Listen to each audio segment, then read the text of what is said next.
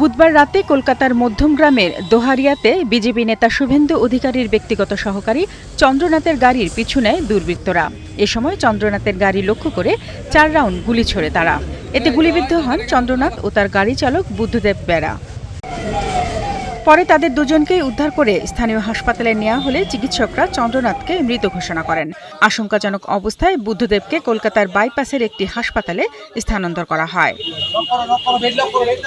এদিকে এই ঘটনায় নিন্দা জানিয়েছেন বিজেপি নেতারা। ঘটনার জন্য দায়ী করেন তৃণমূল কংগ্রেসকে।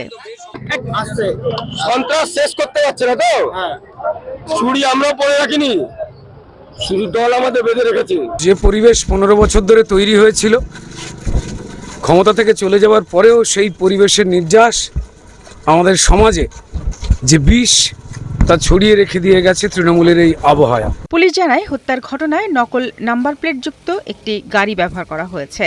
এছাড়া এ নিয়ে তদন্ত চলছে বলেও জানায় পুলিশ। আমরা ইনভেস্টিগেশন স্টার্ট করেছি। যে গাড়ি ক্রাইম মধ্যে ব্যবহার হয়েছে সেই গাড়িটা সিজ করা হয়েছে। সেটা দেখে মনে হচ্ছে যে ওই গাড়ির নাম্বার প্লেটটা টেম্পার করা হয়েছে। সেই শিলিগুড়িতে গাড়িটা রেজিস্টার্ড, সেইটা নাম্বার প্লেট এখানে ব্যবহার করা হয়েছে, কিন্তু এটা ফেক নাম্বার প্লেট। বিজেপির একটি সূত্র জানায় ভবানীপুরে বিজেপি প্রার্থী শুভেন্দুর হয়ে কাজ করেছিল চন্দ্রনাথ ও বুদ্ধদেব বেরা। বিজেপি নেতা শুভেন্দু অধিকারী এবারের বিধানসভার ভোটে 2টি আসনে নির্বাচন করে 2টিতেই জয়লাভ করেন। ভবানীপুরে মমতা ব্যানার্জিকে এবং নন্দীগ্রাম আসনে তৃতীয়বারের মতো জয় পান তিনি। শারমিন স্বপ্না, 71।